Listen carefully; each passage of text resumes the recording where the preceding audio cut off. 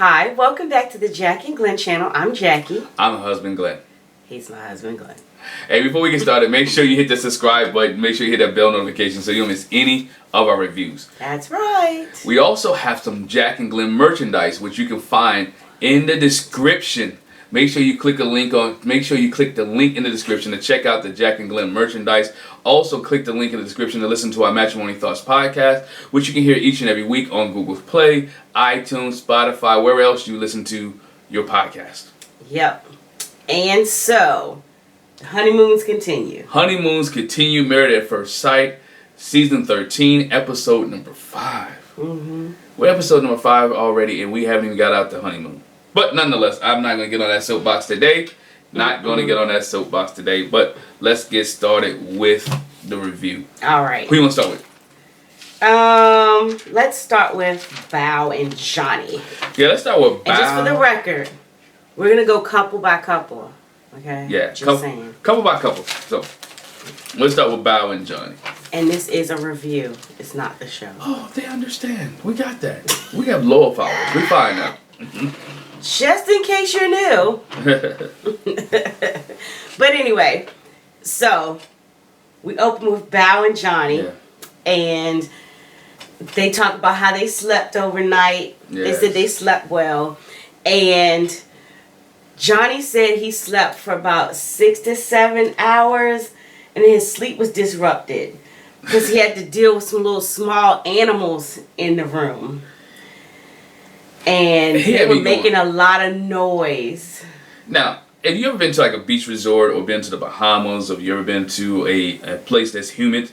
Hawaii, where I've been able to go several times. But you'll find there are small animals that do get into your room, whether it's lizards and things of that nature. So I'm going with the story because I know that it happens sometime when you're in these resort type places. So I'm like, okay, man, what kind of animals did it get? And I'm like, dang, ain't nobody catch that on tape? No animals, not really. Nah. Johnny says he's a light sleeper, and her snoring got to him again. Yo, that's the running joke. I mean, she laughed, but you could tell there was something wrong with her. Yeah. She laughed and chuckled, and we'll find out later on that it is an issue, but she chuckled, but Johnny likes to joke with her about the snoring. I don't know if that's his way of telling her, you know what, you do snore, but I'm okay. And he even said I had to put these on last night, some headphones. Now, if Bao's a little woman, I've never seen too many little people snore a lot. I've seen some heavyset people, but I haven't seen too many small little people. I'm thinking she probably doesn't snore a lot. Like, it's probably not hard. It's just that she snores, period. You know, because I'm thinking that too. You know, she's a little lady. So she probably just snores, and like he said, he's a light sleeper, and so he's not used to hearing it, and so it disturbs him more so. But I can't imagine Bao sounds like sawing a logs. lawnmower. I can't imagine her sawing logs. I can't. I can't. But anyway, for all you snores out there, I'm not trying to offend you because I snore. Not at all. I snore myself, so don't worry about it. Me too. Yep. She does. But not bad as him. But anyway, they talked about the fact that they still have Johnny's body pillow in between them. Yes. And he asked, you know, maybe we can get rid of it. And, you know, they kind of talked about that just a little. I thought that was funny because he said, can we get rid of it tomorrow night? And I'm sitting here like, dog, what about tonight?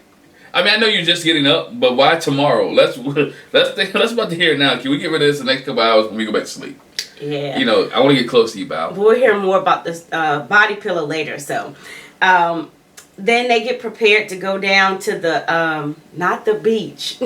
Their own private pool. There's pools at this resort, several pools. So they're going to get ready to go to the pools. And so Johnny and Bao are talking. And she says, you know, I've got a lot of swimsuits. I haven't been in a swimsuit in a while, but I kind of buy them constantly. And what do you do with them? Like, she says she's body conscious. Like, you know, nobody's really seen her in a bathing suit in a while. And she says, I collect them. And she says, like, she likes the way she looks, but she doesn't want to show it off to the world. So that's why she doesn't go out in her bathing suits. And so Johnny's like, well, what do? Do you walk around the house in them? She was like, well, yeah. It's like practical lingerie. Like, you wouldn't walk around necessarily in your bra and panties. But yeah, so I might walk around the house in my bathing suit, my swimsuit, because 95% of them, she says, nobody's seen. No, yeah, nobody's seen them. So she's got plenty of them for the trip. She sure she'll have those on the Excel sheet?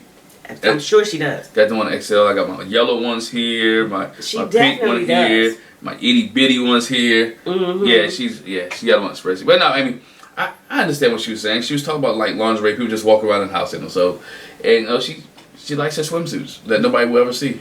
And so Johnny kind of relates to that. He was like, yeah, I get it. Me putting on swim trunks, kind of lanky. I'm quite lean. I feel kind of conscious about that sometimes. And she says, but you are lean, and I like that. I kind of like that. They give a lot of compliments to each other. That's what I like. They have great conversations, and they give each other compliments, and they're listening to each other. I think that's the key. Right now, they're listening to each other, and they hear what the other person is saying. Yeah. And so the funny part is, she says, when she did her little thing, interview or application for Married at First Sight, it's like, who is your, like, somebody famous that you would relate to that you kind of like? And she was like, I said Conan O'Brien, and he was like, oh, wow. And she was like, it's because not so much the look of him, but the look of him. So I like how he owns his lankiness, how his awkwardness, and he even makes humor out of it. I like that kind of thing. And she was like I kind of get that from you. And she says Johnny makes a joke out of everything. Everything is a joke to Johnny. I don't know if that's a defense mechanism, but he's laughing and joke about everything. I think he's just a fun person. And she says, so Conan would be her hall pass. And he was like, you know what? I like Conan so much that I wouldn't mind him being a hall pass. Then he takes it a little bit too far. For Bao. And for other people. I don't know, but some of y'all may like it. He said, can I watch? And Bao looked at him like, what? Like, but that's the second time that he done made those comments, and she looked at him like, hold on for a minute. So, Johnny's a little undercover freaky. But it's pretty vanilla. But it's pretty, it's pretty vanilla. But at the same time, he likes to watch. Anyway, so fast forward, we see a point where all the couples, like I said, they go to the beach. Mm-hmm. I mean, to the pool, and Johnny sees Bao in her bathing suit, and he was like, "I like the way she looks in her bathing suit. I can't stop looking at her. I like her shape. I like her figure. I like her butt. I can't stop looking at her butt." Yeah. I'm gonna say it. And they're helping spray each other down with the sunscreen. What butt? Don't do that. So I'm just saying. It's butt for him. Like, it's definitely not Megan Thee Stallion booty at all. But it's nice, for Johnny. Pretty vanilla. For Johnny. Pretty vanilla booty. Each is on. Everybody like what they like, so. It's pretty vanilla booty. I'm not mad at Johnny for liking his wife and spraying her down, because even when Bao was rubbing him down, she got a little close around his waistline. He's like, hold up for a minute. Wait a minute, hold on. But they're fun right now. They're fun. So we'll get into that whole couple conversation later, but besides that, then Johnny has the bright idea. He wants to do something nice for Bao. Mm-hmm. And so he meets up with Jose, which at one point when they're on the little, at the pool, Jose calls Johnny like his bromance. Yeah, like they hang out. Like, he really clicked with Johnny when all the guys met. But anyway, so he goes to Jose because he feel like, you kind of got that romantic touch, like you got away with the ladies. I need your help because I want to do something nice for Bao. Mm-hmm. So he wants to pick her out a nice dress or top or whatever. Yeah. And we don't know what he has, but he's got something special for her. Yeah. So he wants to, okay, so what do you think about this dress? And Jose is like, go with this and do that. And, oh, you want this blue linen that goes well with this pink. And I think she'll like that. It's thoughtful that you would do that. And, Johnny's like, really like, okay, yeah, I'm going to do it. And y'all are wrong, because I know what y'all was thinking when Jose was helping Johnny pick the stuff out. No. Well, I wasn't. No, actually us. Those on social media, and I'm not saying those watching, says Jose is very good at picking stuff out.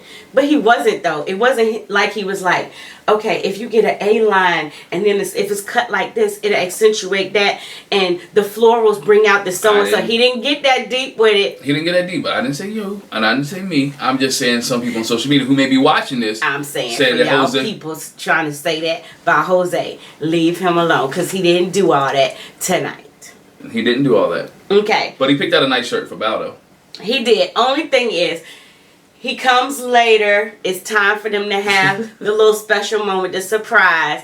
And he says, like, you know, I got something for you. And he pulls his blue linen shirt out. And then he pulls her pink shirt out. Yeah. And he was like, she's like, oh my gosh, you got me this nice shirt. How did you know I needed a 2XL? 2XL. They didn't have anything in her size, but so he got her a nice big shirt to put on. And I'm like, dog, 5 of Bao's can't fit in this shirt.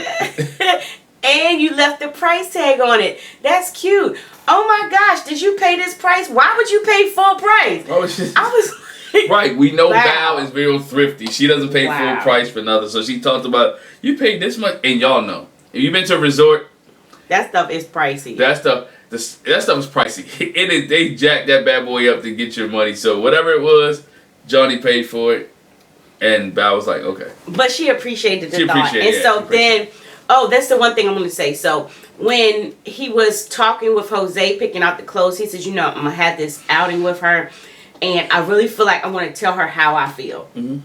And that's not normally how I roll, so I'm kind of leery about it. I don't know how she'll react. I don't really know how she feels about me. I'm putting myself out there. Basically, I don't want to get my feelings hurt.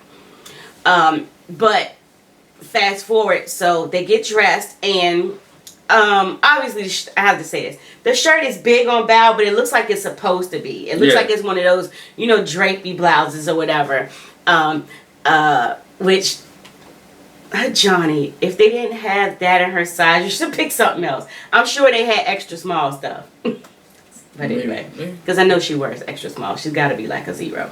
If there's a negative number? No, it's no negative. All right, yeah. But anyway, so he has a nice little picnic set up for her on the beach with the signature Married at First Sight thing. Rose petals, baby. All the rose petals going straight down to the little picnic. He's got a blanket. He's got the picnic basket. He got some white wine there. Yeah. And she's like, oh my gosh.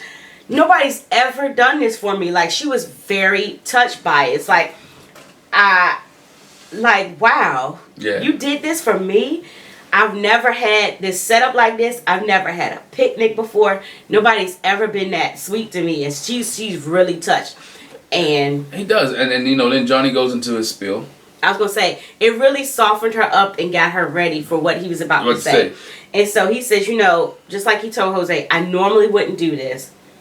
But, you know, I'm feeling like I want to. And I want you to know that. Before you go there, they had the production, y'all did a good job. They had me think he was going to say the L word. And I'm saying, hey, dog, if you say the L word after 4 days. Too early. Too early. And I knew y'all known each other for, you know, 10 years ago. Mm-hmm. But if you said it after 4 days, I don't know about that. Especially after they had that couple conversation. Mm-hmm. And, you know, when Gil was talking about lust and love. But you can say it after 4 days, bro. You're a trooper.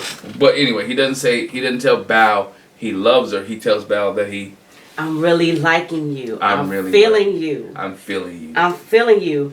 And he says, you know, normally because of fear of rejection, I wouldn't say it. And he's still, even after he says it, he's kind of like, let me see what she's going to say. And of course with production, and maybe it was a little bit of Bao too. It's a pause there. And she was like, no, the feelings are mutual. I'm liking you too.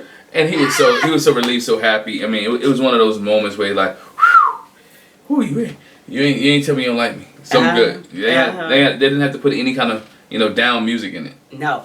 But the fear hasn't stopped. No. Because the other thing that Johnny wants to share with her is that, you know, I've been on over 100 first dates. And she was like, why? Wow. Why? Here, man to man, right? Don't even tell her. But that's what he wants to tell her. For what point? What purpose? so that Bao can do what she did in her little vignette. And she says, oh my gosh, I feel so bad. Johnny's had over 100 dates. And that was probably after me. And if he had ghosted me, he probably wouldn't have had those 100 dates. He would just be with me in the first place. Yeah, but I mean, you don't have and she chuckles. She's I know hilarious. she chuckles. I know she's not serious, but I wouldn't tell. First of all, who counts the dates? I don't know anybody who, I've been over 100 dates. I don't know anybody who counts the number of dates they've been on. I don't know. That's why he said over 100. Now, Okay. if he said 105. But I'm saying, though. But again, I just, in my opinion, I might be wrong, and it just may be me. I wouldn't have said nothing. Well, that's what he felt like doing. And he confesses. He says, you know, I'm the type of person, when I see something wrong, I'm like, gotta go. Don't want to deal with it. And so that's what he runs. And you know, Bao shares, okay, so I have a problem too. I tend to self-sabotage. So I have that habit. I want to get out of that. I don't want to. So he has a habit of nitpicking, finding something wrong or seeing something wrong and running away with it. And she's self-sabotaging. And that's not a good mix. No. Because she gonna self-sabotage, he gonna find it and pick it apart, and he gonna be going this way, and she gonna be going that way. So right now, to me, there's a kink in that armor right now, because they both have to get something together, or she's gonna self-sabotage the relationship, and he's gonna pick it apart. Mm-hmm. And I don't know if the snoring is gonna be the picking apart, or if it's her being affectionate towards him. It's gonna be picking it apart, but it's gonna be some issues after the honeymoon, or even before the honeymoon is over, based off the fact that she self-sabotages and he's very picky. It's not gonna work very well. Yeah, but we'll see. So anyway, they come to the close of the night. They're getting into bed, and you know, he's hoping they can get closer tonight and move the pillow for it. Mm-hmm. You know, they talk about moving the pillow for it. As well as he wants to get some more smooches in there, and so he's poised to be able to get to the point where he say, you know, I want to move the pillow for it. And they do talk about that, and she was like, well, I thought it was for you more than anything. You know, I don't have a problem moving the pillow for it. Yeah. And so he's like, yeah, you know, I can get close to my wife. But then she says, but I want to talk to you about something. I have a personal insecurity, and so I know that you're fun-loving and, you know, you're joking with me and you don't mean it in a malicious way. But when you talk about my snoring, it's, you know, it's an insecurity of mine. And like, it's not attractive. And he says, just like, you know, I've said to my husband about his snoring. And honestly, what I had to say to my roommate in college is like, you can't control your snoring. Johnny's like, you can't control it. It's not like you're doing it on purpose. It's okay. You know I figured out how to deal with it.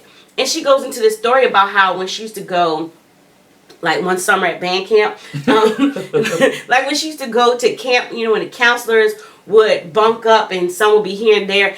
She said that she would like stay up all night because she didn't want to go to sleep because she snored. She was that embarrassed. And, you know, she's like, you know, can you not joke about that? And he took it in stride. He was like, you know, it really is a joke to me, but since I know it bothers you, I won't do it anymore.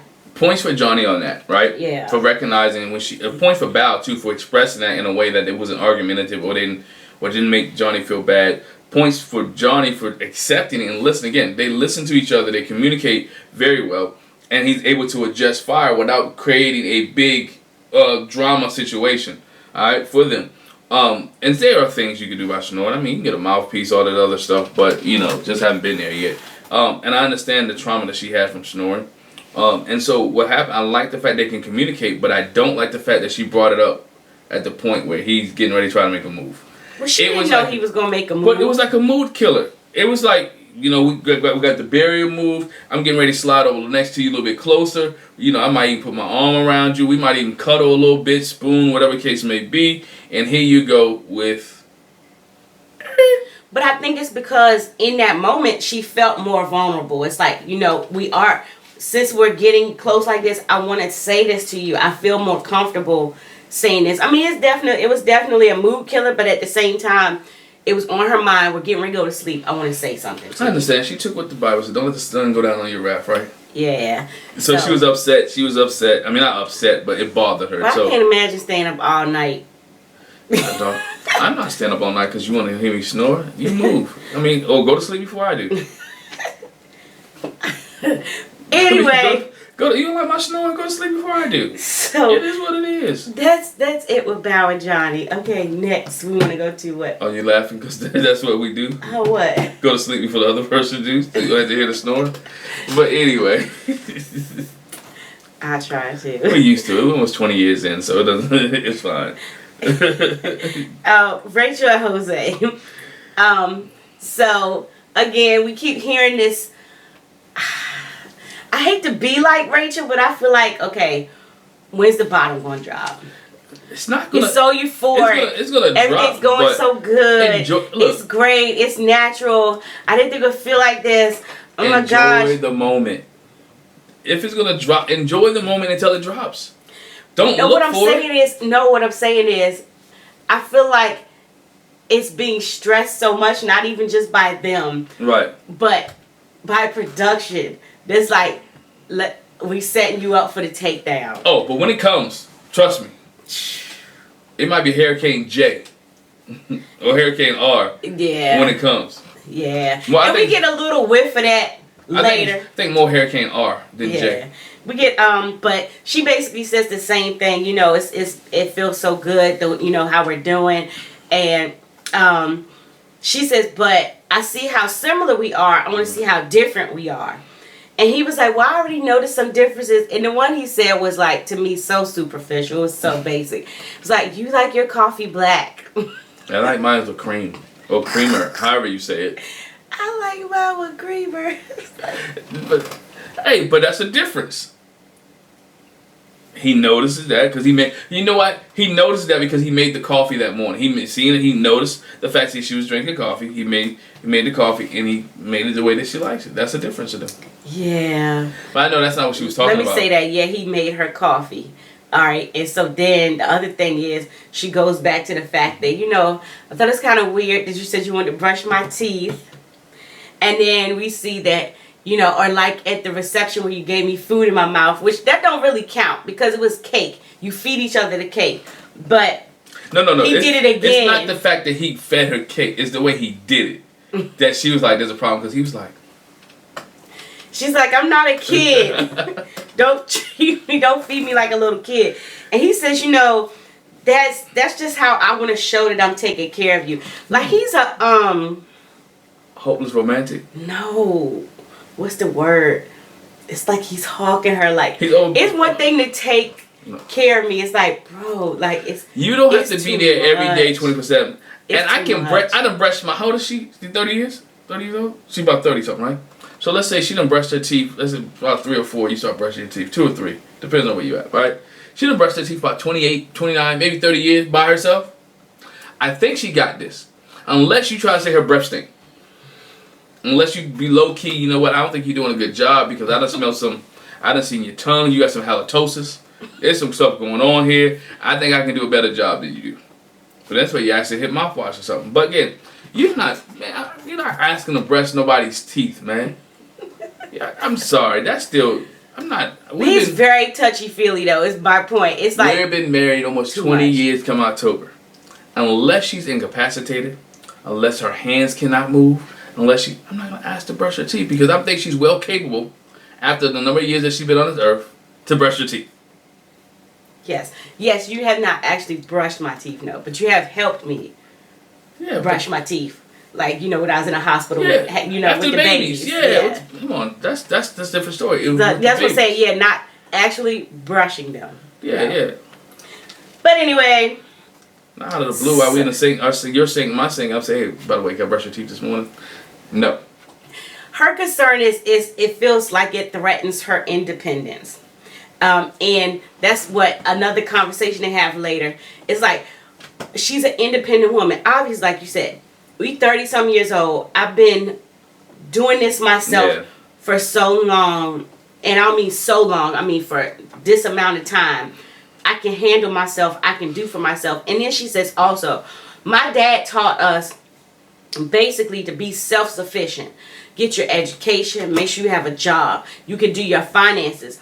Because if it ever came to a point where you were with a man and they left you high and dry, that you wouldn't be out on a creek without a paddle. No, I understand the advice, right? I understand the advice that your dad gave you, and that her father gave her. But here is my dilemma with that is, when you come together to marriage, you do not lose your independence. You still have your independence in this. You're still able to still do things for yourself. All right. Now you just have a partner who's helping you do things. We know we'll get to the finance stuff later, but you still have somebody helping you do things. You still have your independence in that relationship. You guys have to, again, that conversation has to take place. Like, look, I've been doing this. This is why I do this, and then you compromise, because your way of doing it, just because it's been functioning, doesn't necessarily make it right. You know what I'm saying? Doesn't necessarily make it that, okay, you've been functioning in this area, but have you been functioning? Y'all know how it is. You may be able to drive your car with the check engine light on for like umpteen miles. Doesn't make it right. But the car still gets you to point A and point B, but it doesn't make it right. So he wants to help her make sure the check engine light's not on. Doesn't mean you lose your independence. Yeah, but she says, you know, she wants to actively contribute to the marriage. That's her thing. She doesn't want him to do everything. She wants to, you know, play a part. And that's cool. A person shouldn't do everything in a marriage, because again, y'all two together, and you become one. So there's some things in the marriage that he may do better than you. It may be some things that she does better than him. And then there's some things that you two have to do together and then go in order to get a common goal. He may cook better than she do, you know, and she may not be able to boil water. Okay, let him cook. It doesn't mean you lose your independence, because we ain't gonna drink hot water every night, you know. Next thing we see with Jose, no, nobody's gonna drink hot water. But I'm saying, if you find out when you get married, you find out what you and your spouse do, what y'all did independently, and you find out who does it better, and allow that person to maneuver in that realm, unless you decide to do it together. Yeah. So they go out on the boat fishing together, and she's like, you know, I haven't been fishing before, but again, she stresses, I want to do it myself. Show me how to do it, but I want to do it myself. Little funny part, I guess these were the bait was on the boat, and she's like, I gotta grab a fish. Oh my gosh, he grabs a fish, and she does it herself. Oh, I got the fish, and she does fishing. So, but her thing is like, I want us to do it together, but I want to do it. Let me do it. Oh, I'm totally agree with that. I mean, when it comes to fishing and stuff like that, yeah, sure, do some things yourself, but also you don't want to get to the point where you hinder your husband from doing things for you, because too many no's to a man, they're gonna stop. If he keeps doing things and you don't find it, he doesn't find that he's being appreciated, doesn't find out that he's being affirmed or respected, most men will shut down and they'll stop doing that thing, because everybody likes acknowledgement. So if he opens the car door for you, or he'll put gas in your car, or he changed the oil in the car before the time and the light ain't on, and you don't appreciate that, or say thank you, or he brings you flowers and you leave them on the kitchen shelf or whatever case may be, and don't put them in a vase and say thank you, anything, he'll stop. So she has to, even though she wants her own independence, still show the fact that she can be vulnerable a little bit and allow him to do things for her. So the next thing with Jose and Rachel, which kind of goes back to when all the couples get together, they haven't seen Michaela and Zach since they've been there. And so everybody kind of speculates, where are they, what's going on. But while Jose and Rachel are sitting on the side, it looks like poolside, she gets a FaceTime call from Michaela. And Michaela explains that, you know, Zach tested positive for COVID, and they made a decision for her to go back to Houston, and he's going to stay there. He has to quarantine, and he has to stay a little bit longer there. And so Rachel was glad that Michaela called, so they know what's going on. And she and Jose expressed concern with that. And Michaela said, you know, thank you for picking up. So now somebody knows, and, you know, Rachel's like, you know, just keep us up to date or whatever. But the point of that is that afterwards, Rachel and Jose kind of expressed the same sentiments as Zach and Michaela. With them being apart, it's going to interfere with their connection. You know, I know it's going to be difficult because you want to be there with your spouse. You just got married. So they want to just kind of keep that keep that concern. I beg to differ though. I think it could be a good thing for their marriage if you use it correctly, right? And this is what I mean by that. And if you know how it allows them to build a relationship through communication on the phone, through FaceTime, whatever case may be. Yeah, we can't be together in this resort on our honeymoon, but again, you building the relationship through communication on the phone as if you were dating leading up to marriage. So you don't have to see this person every day. And I know she wants to so bad. Michaela wants to be in his face every day, but you can't. And he's looking out for her, and that's a big dilemma because she wants to be in his face, and she probably figured we already had sex. I'm already been in your face, and you're positive, I'm negative, which we talked about. It may be an early detection that she just be negative. But to me, I think the relationship could still be successful, and she shouldn't be as mad as she is if they continue to communicate by phone or FaceTime or Skype or whatever case may be, and build that relationship through communication that way. You kind of jumped ahead, but we'll come back to Michaela and Zach. But yeah, I agree. It is an opportunity for them to connect in a different way. Maybe not face to face. But anyway, with Jose and Rachel, they have a little dinner date. They talk about, I wonder what it'd be like for us to live together once we get there. He's already thought ahead and was like, maybe after the process, I already have a house. You can move into the house. And again, her concern is maintaining my independence. I don't want to come into your house. It'll feel like your house. I want it to be our house. How can it become our house? And he says, have you ever lived with somebody before? She says, I have. And it didn't work out. She said, it doesn't work out well. And because he was cheating on her. Well, I don't think it doesn't sound like that's the only person she lived with. Oh. It didn't sound like it to me. I mean, y'all can let me know what you think. But it didn't sound like to me that was the first person she lived with. But she kind of is like, she's leery about it. But his thing is, basically, again, I've set my life up so when I got to this point, I was prepared. Like, I already had a place to live. My finances are good, so somebody could come in. And I understand, and the same thing we said about Virginia last season, right? I understand wanting to have our house. I understand that. But it's going to take time for us to have our house. So it will be ideal for you to move into his house at the beginning because he has several homes. And then as you guys continue to grow and the relationship become strengthened, then you find our house. So because, and a lot of people say, again, when you move with somebody, they're already decorated their home, they already did some things, and you want to be able to come in and change some things as a woman. And so I understand the whole premise that she's talking about our house, but you don't lose your independence by moving into his house. Well, I guess with me though, because you're married.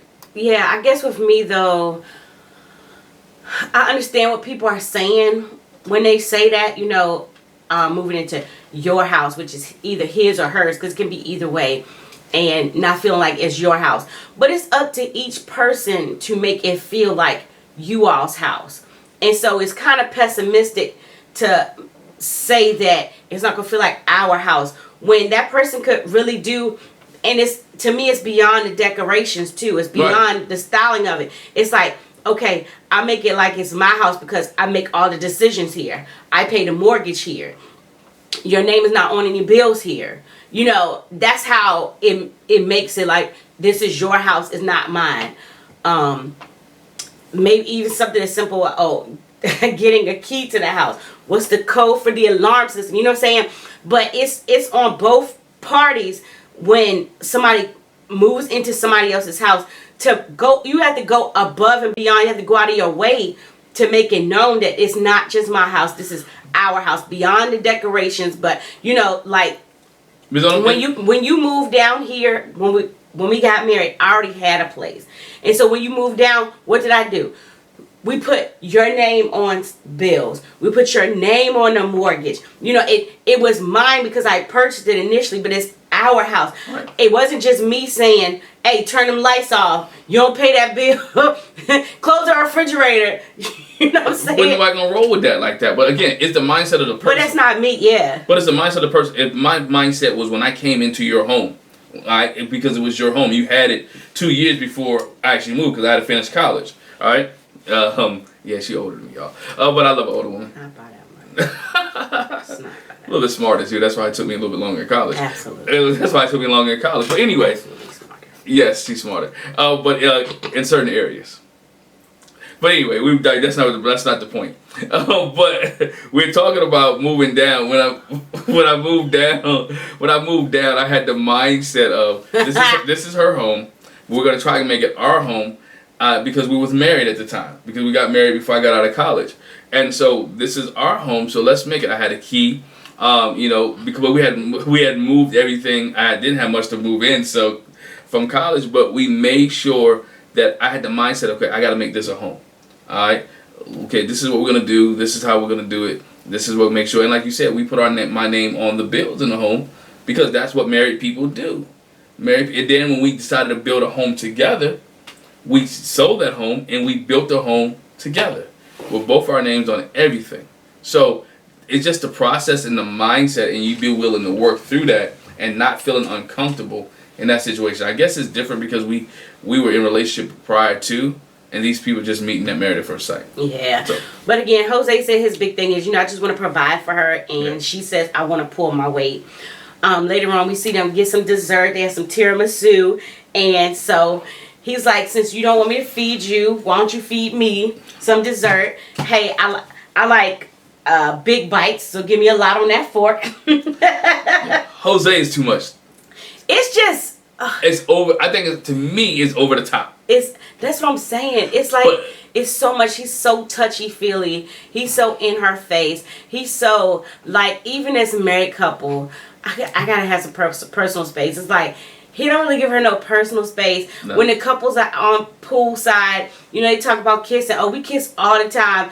And no. Gil was like, yeah, definitely. All my chips is on y'all. I know y'all be smooching all the time. And I'm surprised y'all haven't done more than that. I want to say it's on the verge. It's too much infatuation. I think it's the fact that they both wanted to be married so much that they both wanted a companion. She was lonely. He was lonely. It's like, you know what? I haven't kissed anybody. I haven't felt this way. So let me do as much as I can now, just in case it goes south.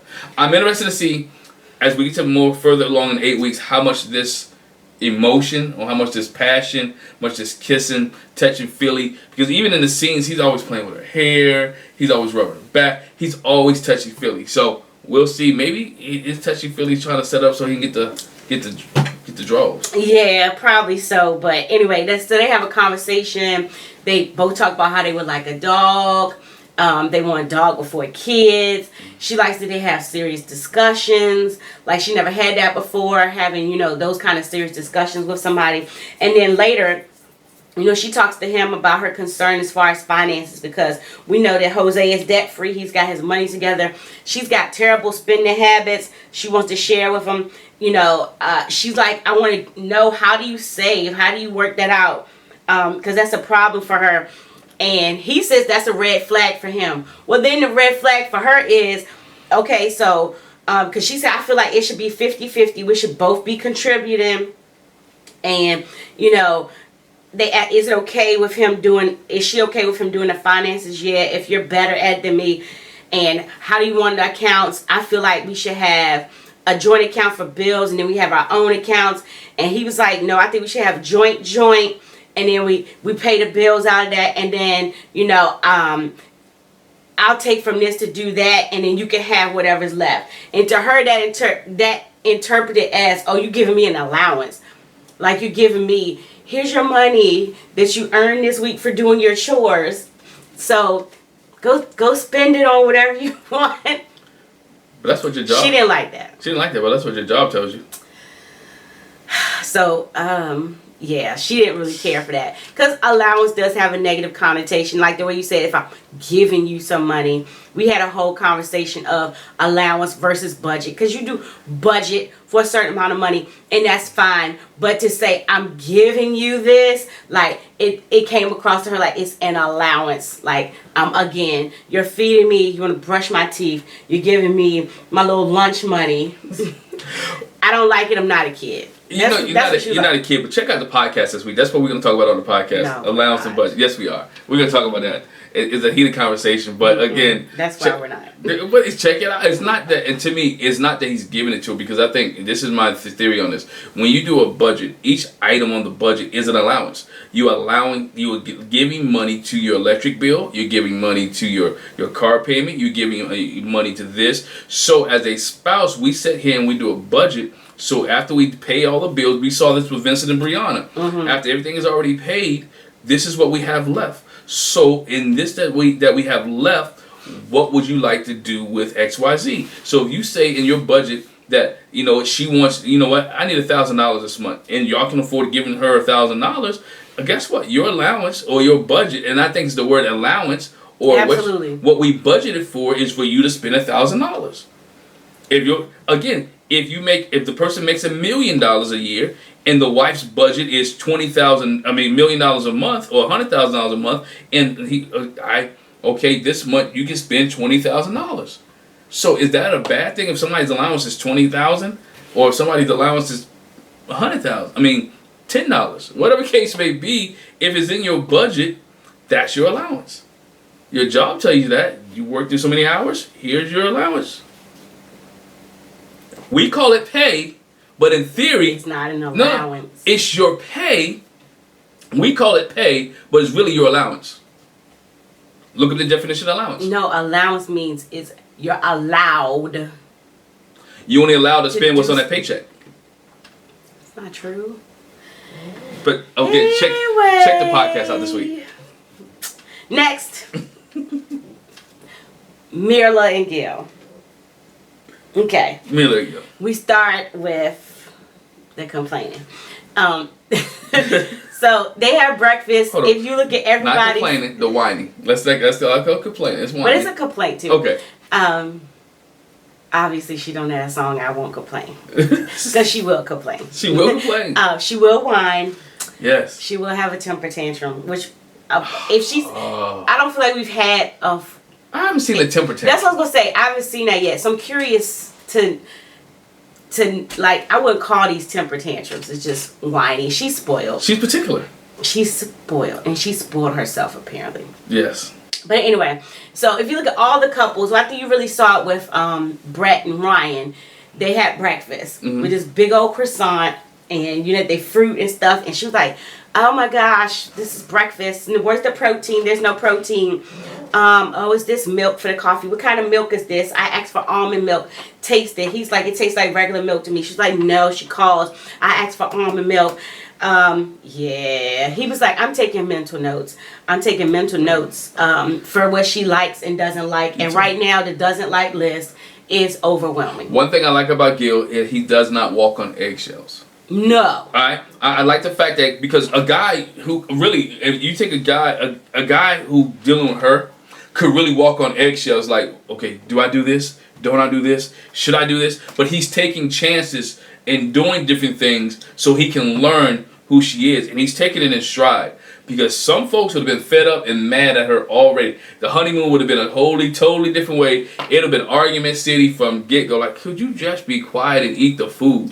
Could you just enjoy the fact that this resort you don't have to pay for? Can you enjoy the fact that you may not have sand, but you have a pool and a private pool that? But he's saying it to her. He's just not saying it as brash or crude as somebody else would. And they actually go into that conversation. She talks about how he wakes up, like she joked about the fact that there's no beach. And so he gets up, he's like, how does it feel? She said, it doesn't feel like a honeymoon to me.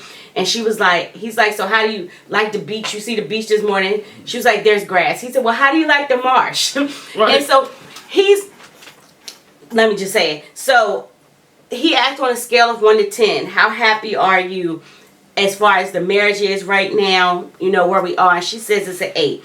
And so then she jokes and says, oh, you probably say it's a 10 because you're so cool, calm, and collected. You know, you're easy like a Sunday morning. You're so content. Mm-hmm. She says, I feel like, you know, we could be, I forgot what she said. In the desert. Yeah, I feel like we could be in the desert. You'd be like, oh, I'm good.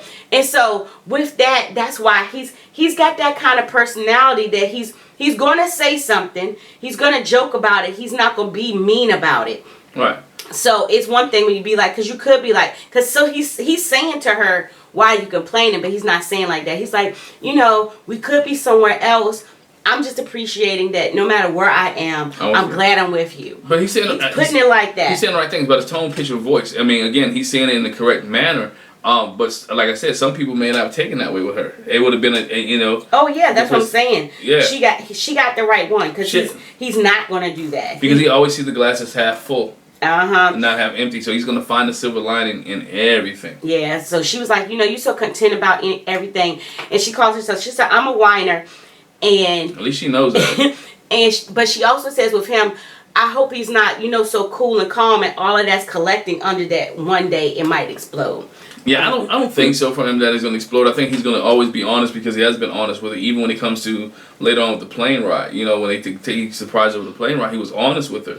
And so I think he's always going to be honest with her. It's how she accepts it and how he delivers it is going to make the difference. Mm-hmm. So we see them go out to... One more point. And he already realized that she's not going to change for anybody. Yeah, he said that. He said, I realize my wife is not going to change for anybody, so I'm going to have to adjust. Mm-hmm. But she's gonna have to change for something. She's gonna have to compromise and give in on some things. She's going to have to. There's some things that she's gonna have to give in on. Yeah. So again, the couples met all together and they had some conversations. They talked about some things. Mm-hmm. Mirla wasn't there because she had some work to do. I'm sorry. You're going on your honeymoon. And I understand. She's a consultant. And she kind of works for herself. Mm-hmm. Take the time off. Out of office reply. Out of office reply. This week I'm on my honeymoon. Please don't bother me. Out of office reply. This week I'm on my honeymoon. Leave me alone. Mm-hmm. This week I'm on my honeymoon. I'm spending time with my new husband who I just met. Mm-hmm. Out of office reply. Right. Again, I think she could have did that. Unless it was very, very, very important. Mm-hmm. Because the way the scene seemed like it was shot, they were down there for a while. Mm-hmm. And she never showed up. Oh, yeah. Oh, because they were down there. We're on it. We're going to do it right now. Go ahead. Hit it. So, she's working at the poolside. There's Gil. Mm-hmm. No Michaela and Zach. Nope. They speculate about where they are. We got Jose and Rachel. Nope. We got Brett and Ryan. We got Bao and Johnny. Bao and Johnny came last. Mm-hmm. But Gil has a whole conversation about, okay, so has anybody kissed yet? Have there been any first kisses? And so Brett and Ryan said, we actually shared 2 kisses at the altar. Rachel and Jose said, you know, Jose says, you know, we actually haven't kissed. You know, we haven't touched each other at all. And it's like, jokes. Right. This is all jokes. And, you know, yeah, we have kissed. And, you know, Gil was like, yeah, all my chips are in. I figured y'all did. And Bao and Johnny say how they kissed at the altar. And so Gil shares them. He was like, you know, I haven't kissed my wife yet. Got a kiss on the cheek. I got a kiss on the cheek.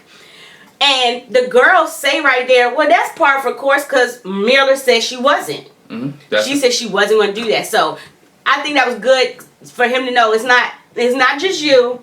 She said she wasn't. Yeah. It's not you. She said she wasn't. So then he goes on to say, Gil's like, okay, so y'all have kissed, but has anybody done, you know, has it been like tonsil hockey type stuff? You know, who's kissing like that? Uh-huh. And Johnny's like, I don't know what you mean by that, tonsil hockey. I need an example. And Rachel and Jose is like, sure, we can help you with that. And they do. And Johnny's like, okay, wow. Wow, yeah. I think everybody's kind of like, okay. well, that's a lot. Okay. Wow.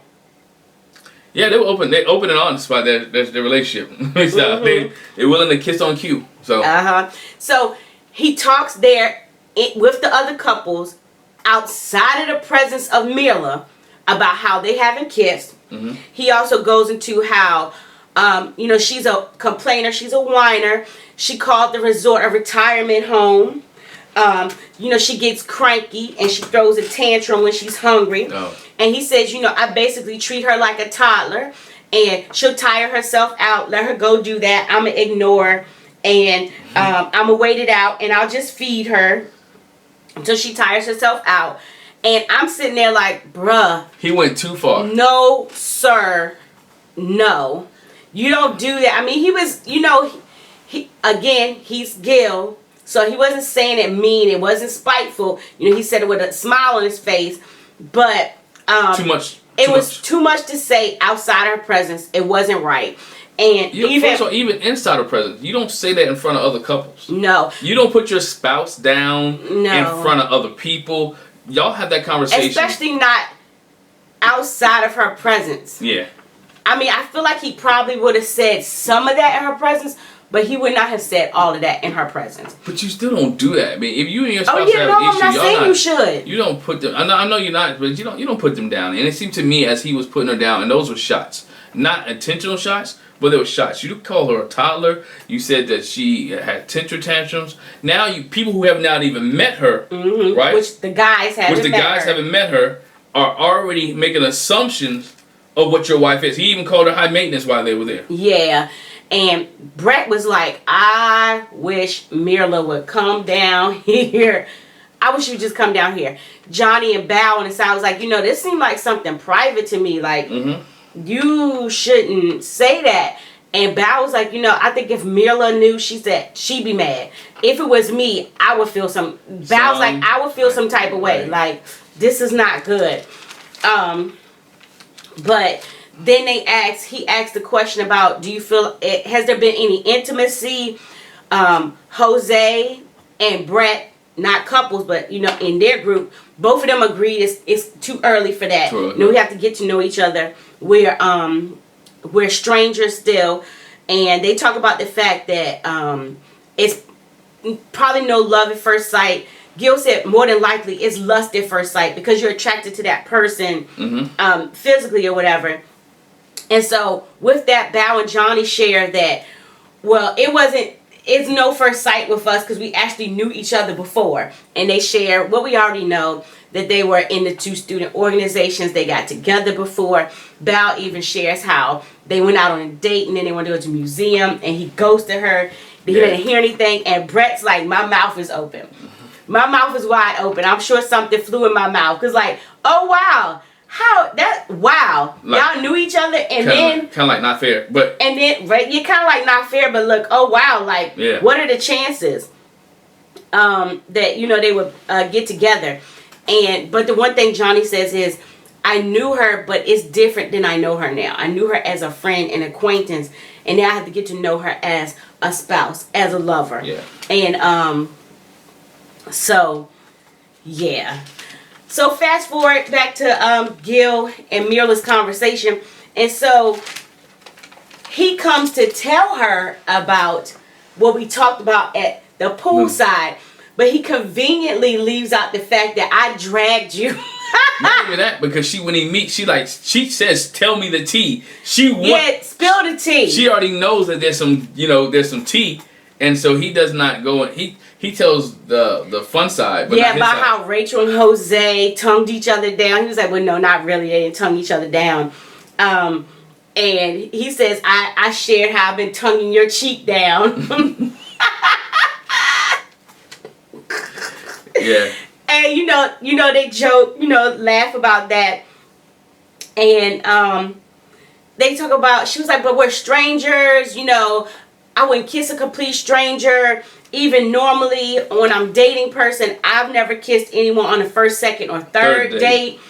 And she was like, so you mean to tell me you would be okay with kissing a complete stranger? And he was like, yes, absolutely. I would. As long as I'm attracted to them, yes. And then he especially says, we're married. So I'm going to kiss you, stranger or not. And she was like, no, I'm still not going to do it. But me and you had that and she meant that. We had that conversation. At least on the wedding day, I might have got a peck. That's why I said I absolutely would have because that's what you do at a wedding. You give them you a peck. Salute Your bride. You salute. No. That's my daddy's joke. You salute your bride. You kiss your bride. So you get peck them. I would not have done a cheek. I'm not telling you something. But again, you can't kiss them, but you can sleep with them every night. Where y'all just rubbing up, spooning each other, putting your hands around you, and doing arms around you, but you can't kiss them. I mean, look, everybody moves at their own pace, so I'm not knocking her pace at all. But I feel like in this, and we go through this every season, in this process, you may not be able to carry it like you would your normal relationship. So, I mean, you can move slow, but you're not going to move as slow as you would because you don't have that much time. But what do they always say? It's an accelerated process. If I'm Gil, I take her out 4 times, be like, this is the 4th date, so can I get my kiss? Pretty much. Like, yo, this is the 4th day, or this is our 4th date. I've been with you longer than a 4-date process, so can I get my kiss? Mm-hmm. But, and she's not mean about it. This is one thing I want, she's not mean about it. She's been nice. She's been consistent, even flow throughout the whole process so far. Mm-hmm. But he says that affection, kissing and physical touch are a big thing for him.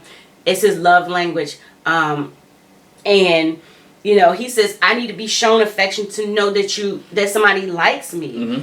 And so then they go into like, how many serious relationships have you had? She said, I've had 4 serious relationships. For me, quality time is important. Yeah. She says she's a touchy-feely person, but with time. Because he was kind of like, I ain't seen it. But she's like, I am with time. Once I get to that point, I'm very touchy-feely, but I have to get to that point. And I have to build trust. I have to get to know you for me to get to that point. And there's nothing wrong with that. And I think people looking at her because of the other things that, she's bad. She has a great process. She knows the process. And Gil, if he's willing to wait, he'll get to that point where it's touchy-feely. And you'll make up for lost time for all the kissing and all that stuff now. So let her get to that process. Mm-hmm. Let her work there. And she said she also feels love through gifts. And he was like, what? I didn't think that. Now, of course he did. Hold up. She likes store-bought gifts. Well, no, that's what I was about to say. So he gave the example of, okay, so if I give you a Cartier bracelet, and she was like, oh, I would love that. And he was like, but what if I give you a quilt? She was like, don't be giving me no quilt. I'm not 85. He was like, but what if it's a quilt that I made? I put my heart, my soul into. She was like, no, I don't want no quilt. I was like, that bothered me because I feel like if your love language is gifts, your real love language, guess what? What goes behind that is the sentiment. It's not just the thing, it's the sentiment. So most people, well, a lot of people, that their love language is receiving gifts, it's thoughtful stuff too. It doesn't have to just be expensive stuff. Totally agree. So that she said she wouldn't appreciate that. I was like, wow, like I would. He took the time to make you a quilt. And what if the quilt had Mirla and Gil on it? And he hand stitched. I was like, wow, you took time to do this. Or wow, I what he should have said. Now I might not use it. I might put it on the bed, but I'm still be like, that means a lot to me. What he should have said, what if I buy you he should have asked, so what if I buy you a Fendi quilt? Or what if I buy you a Versace quilt? A Prada quilt? Before he said, okay, what if I make you a quilt? So then it's not the fact that it's the brand or the value, then more so than you making. It's not the quilt itself. Yeah, I don't know. But anyway, so later on, they come back to the room. He says, well, he actually has 2 surprises for her. Yeah. So he has a surprise where he's got a little setup out on the patio with the balcony. And he's got her some macaroons. Yeah. And he's got her some champagne. And she's like, oh my gosh, this is so nice. So that's why I said that meant something to her. That's why I said I think she's kind of going over the top with the quilt. It was because he said a quilt. We think quilt old people. Yeah, it's the because quilt. she appreciated the macaroons. And he was like, I mean, it's just a fancy cookie to me. I'm a whole chocolate chip kind of guy. I'm basic chocolate chip. But it meant something to her. Macaroons also expensive. Right? Yeah, that they would have the macaroons. And here she talks about, she shares that, I like that, you know, we joke with each other and it's playful. And I hope it stays playful like that. That it's affectionate. I hope it stays that way. That it doesn't become malicious at all. Yeah. So she doesn't have a problem with it. But they do have a conversation where she questions. She was like, you know, you seem to have yourself together. You seem to be successful. You know, you're a nice guy. Like, you're 35 years old. Like, why nobody's tried to husband you? You didn't try to wife nobody. He was like, you know, I think it just came to I hadn't found the right person as far as him. He said, I have been in serious relationships. But for him, a serious relationship is something that was 6 months or more. And he hasn't had that many that are like 4 of them. 6 months or more, just 4. And his last relationship was 6 years ago. And he said since then, last serious relationship was 6 years ago. Ever since then, it's just been flings. And, you know, she kind of was like, you know. But he should have returned the question. This is what they had already talked about. She said she'd had 4 serious relationships. Right. But why have nobody wifed you up? I'm talking about that question. Oh, it's obvious. But, again, I won't like to hear. Yeah, the whole conversation. Not even. I know it's obvious, but you want to hear her opinion. I want to hear why she says. Oh, she's never going to say why she thinks one has wifed her up. She's not going to say it's because I'm high maintenance. But then she's lying to herself. That's probably what it is. But anyway, so the next thing we see, his other surprise for her is he takes her out on a seaplane. They go out on the jet skis and go on a seaplane, and then here it is again, which I understand though, because it makes sense. You know, she was like, oh, we're going on a plane. Is that like a plane that sits on the water and it's going to be bumpy? You know, I get motion sickness. I don't want to get sick or whatever. And she's like, he said, I know she doesn't really like surprises, but I'm going to try it. And she does it because he set it up for her. And I'm so proud of her that she tried it. Yeah, because she was miserable. She was like, I don't feel good. I feel like I'm throw up, to the point where the pilot's like, hey, I got this. Here's a bag. Here's a bag. Open it up. There's this. And she's like, I feel bad.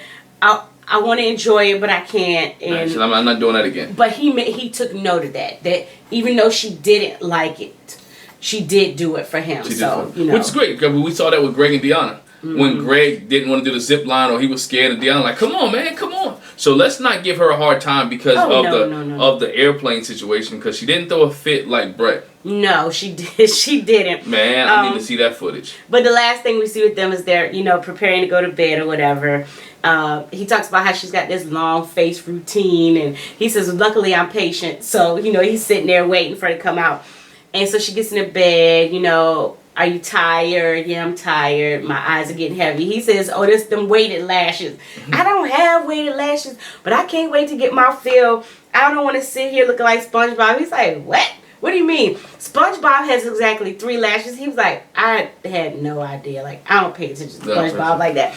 But she was like, wait till I get my lash fill okay with this. So that's how they ended. But like you said, you know, they're real close in the bed. Very friendly, affectionate, but just not kissy. Not kissy. She likes him. She's having conversation with him. Yeah. She enjoys his company. They laugh together. So she likes him. It's not to the point of intimacy yet, and I'm not mad at her if that's her pace. Mm-hmm. Last but not least, because it's not really a whole lot with Michaela and Zach, but we'll touch them. But Brett and Ryan, they get together. He asks how you feel. She says she feels much better today, outside of how maniacal she acted for the plane ride, which I would love to see. I want to see that footage. Somebody needs. But she's excited because they're gonna have their first date. It's their first married date. Mm-hmm. Then they talk about, you know, what was her last first date. She was like, it was at a bar. It didn't go well. And Ryan was like, you know, he definitely messed up. I wouldn't have taken you to the bar. And she's like, well, what would you have done? I would have taken you to my favorite restaurant, and they would have treated you like I'm somebody special, a special guest, which I'm not, but I would have just really did it up for you. Yeah. And she was like, oh, okay. They go to the pool, and that's when they meet with the other couples or whatever. Yeah.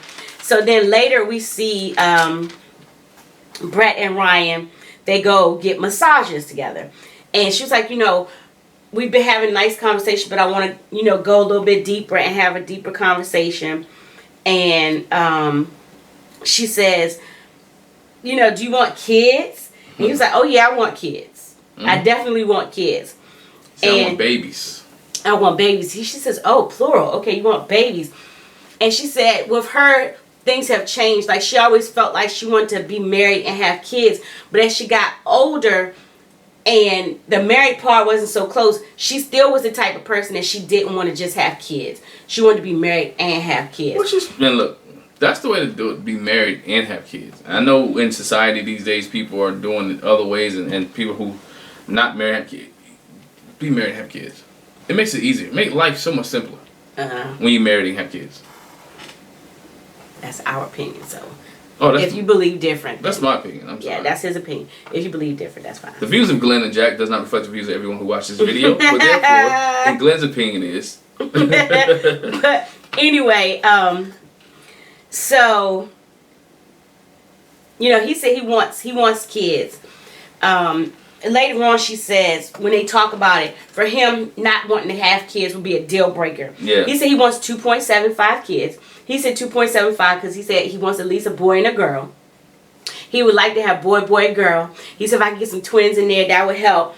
And she says, you know, she didn't, if whoever she was with, basically, we've heard this conversation. If, you know, if it's no kids, she's fine with that. If it's kids, she's fine with that too. She's open. Yeah, she's open. She's not against having kids at all. No. But when they're getting a massage, he like wants to change the subject. He's like, you know, I'm a very sexual person. I feel like we're slowly gaining intimacy. And she says it's been a while since she's been intimate with somebody. You know, she said it's been 2 years. And, you know, she wants to get there. But he says too, they both said, you know, we're happy with where we are. Not trying to push it along. And we want to take it slow. We want to make sure that the feelings are there. But I just want you to know I'm very affectionate and sexual. And so I'm going to want to get there. Which is good for him because he's letting it out on the table. He's telling her, look, I'm willing to go your pace. But when we get there, guess what? I'm going full steam ahead. I'm going full steam ahead, and I want sex. And I want sex a lot because I'm a very sexual type person. Yeah. As long as you communicate, there's no issue, there's no problem. He's communicating. Now she has to come up to where he's at. Yeah. But again, they have a moment where they in the hammock together. They kind of struggle to get in the hammock, but they both got in there and they're comfortable. I would have liked to see them get out. Yeah, but they're relaxing, but they're doing things together, which are building that intimacy, building that relationship, building the comfortability, all right, with each other. Yeah, and he said he's willing to wait for the intimacy with her, and she appreciated that. You know, him being willing to take his time. Yeah. But he is expecting to get there. And so, last but not least, we got Zach and Michaela again. Zach tested positive for COVID. When Michaela talked to Rachel, she said it like when they got there, since he wasn't feeling well, she said like this, we all got tested for COVID, which makes me think not just her and Zach, but probably their staff, their producer, their cameraman, they all got tested. And which is, Zach should have got tested before he didn't feel well because his friend had COVID. But I think it was too close to the wedding that he didn't want to get tested because we saw it in last season when Virginia almost didn't marry Eric because she thought she had COVID and they had to do it several times. Zach would have been replaced. I mean, if he had tested prior to the wedding, he would have been replaced by somebody else for Michaela. Because that what almost happened with Virginia and Eric. So if they stayed true to what they were going to do last season, we may not see Michaela and Zach. It could be Michaela and somebody else. But because he's already in the season, they already put all this much footage into it, time into it, and he got tested before he went to Florida. Side note, we're at the situation now. I still say if one of the people that they matched were not able to get married, I don't think they would rematch that person. I think they would just do away with it. That's my feeling. Because if I find another person that will go with you, it's like we got starters and then backups. I don't think they do it like that. I think it would be best to just not do that couple at all, and who would be the next couple that we But match? they do have matchups, because we learned that even in season, DC season, right? Where Taylor was a backup for Brandon. Because whoever they had for Brandon pulled out, and Taylor became the backup. So they do have backups for the person if they really want that person to be on camera. So I think they really wanted Michaela. So if Zach wasn't able to do it, they have a backup for... I think that just negates the whole process, but I get it. But anyway, it's production, it's TV, man. You gotta have a backup for a backup for a backup. He says he's tired, he's got chills, he's exhausted, he probably has a fever, but he tested positive for COVID and she didn't. She's upset because she's like, I brought a lot of outfits, a lot of swimsuits for you, and you're not going to see it. They slept in 2 different rooms. He can see him, just stay 6 feet away. And she doesn't want him to leave him alone. She doesn't want to not be with her spouse. She wants to be there, but... I mean, it's hard. I mean, I understand. Is your honeymoon, is you want to be with your spouse. You already consummated it, so therefore you want some more of that. You guys have already been on, together, and now he doesn't feel good in his COVID. And then you're worrying about his well-being too, because you said for richer or poor, for sickness and health, until death do us part. And now they want you to go back to Houston, which I don't understand that. Because she doesn't want to do it, be on a honeymoon by herself, but at least keep me there with my spouse so we can be together and go through this together. It builds the relationship. I know I said earlier they can build a relationship through Zoom and phone calls. You still can do that. But if it was me, I still wanted to be on the resort with you.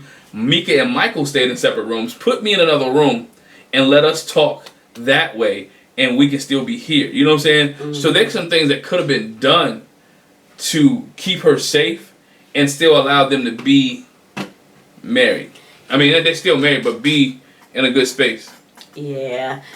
I don't know, but she made it back to Houston safely.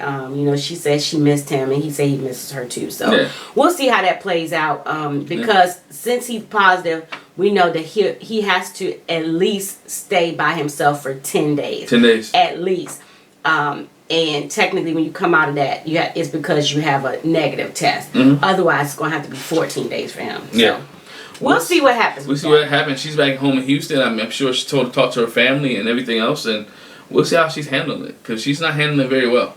No, not so far. We getting ready to see Hurricane K is probably a tropical storm right now. It's a brewing. It's a brewing. It's a tropical storm. Hey, thanks for being with us on this review. Make sure you hit that subscribe button. Make sure you hit the bell notification. Thanks for commenting in the chat box. Make sure you hit the link in the description below to check out the Jac and Glen merchandise. Great shirts, sweatshirts, hoodies, all that other stuff. Hit the description. Hit the description. Hit the link in the description. Thank you for joining us. Bell notification. And make sure you look out for Matrimony Thoughts, the podcast, which will be dropping this week. Bye. Bye.